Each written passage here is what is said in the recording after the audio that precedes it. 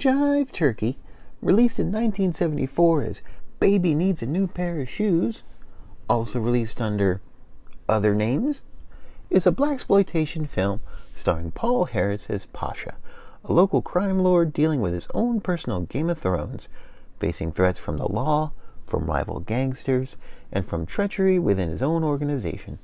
It's a low-budget affair that attempts to compensate with lurid thrills and attitude. Does it cut the mustard? It purports to be based on a true story. I couldn't verify that, but here's what I've pieced together. Howard Ransom was living in Columbus, Ohio, when he entered the music business, managing doo-wop groups such as the Four Phantoms, and recording their songs on his own record label. While he didn't find the next Coasters or Temptations, he continued to have one foot in show business all the way to California, making a living as a building contractor, but still managing bands and releasing their records. In 1971, Shaft hit theaters and kickstarted the blaxploitation genre. Not only was the movie a box office hit, but its Oscar-winning theme song was a #1 hit on the charts. Shortly after that, Ransom got to work on a screenplay and began marshaling his resources to produce the film, along with an accompanying soundtrack. For the music, Ransom turned to Phil Moore, a band leader and composer who first made his mark writing movie music in the 1940s. Moore wrote the score, as well as 2 songs for the soundtrack, with vocals performed by Ernie Lee Banks, who was also cast as one of the crime lord's unlucky lieutenants. The opening track, The Numbers Game, opens the movie and sets the scene of a hustling, bustling city where the game runs through its heart.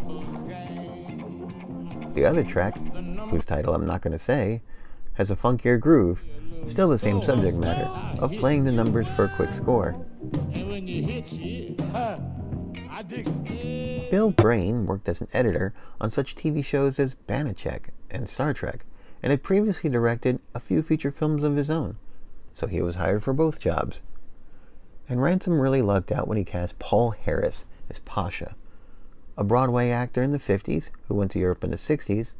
He was already a blaxploitation veteran at this point, with roles in Across 110th Street, The Mac, and Truck Turner. His signature baritone and gravitas made him a natural in the role. By the way, if you want to see Paul Harris at his peak, hunt out All Night Long, an adaptation of Othello set in the 1960s London jazz scene. It's part of the Criterion collection now, not least because it includes on-screen performances by Dave Brubeck and Charles Mingus, among other jazz icons at the time. Ransom cashed in all his chips and favors and called in a whole lot of family, but the shoot was still bare bones, with plenty of the typical mistakes of a first-time production. Except for some cars and a couple of outfits, there's very little attempt to dress a 1970s neighborhood like the 1950s. The veteran actors are obvious, and the non-professionals even more so. I want to be a football player and make lots of money and buy a big mansion. Billy, I'll probably take care of you all your life. I'll be a millionaire before you get out of the 6th grade. While they try to lean more into drama than fistfights, the story combines the easiest cliches of gangster and gangsta films. You got your sex scenes at minute 26 and 59, you got one fist fight at minute 51, some belly dancing at minute 76, but what really gives this movie its grindhouse bona fides is Celine, Pasha's hitman. I mean, hitwoman. If you want an excuse to write a term paper about this movie, you can try to tackle the gender norms of the era that are being challenged with this character.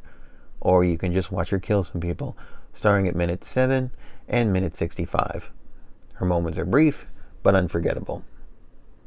Overall, Jive Turkey is not an essential piece of an exploitation film collection, but it has most of the ingredients fans are looking for. It's the perfect background movie for a 70s party, when even its low-budget flaws add to its charm, while not being engaging enough to interrupt anybody's conversation.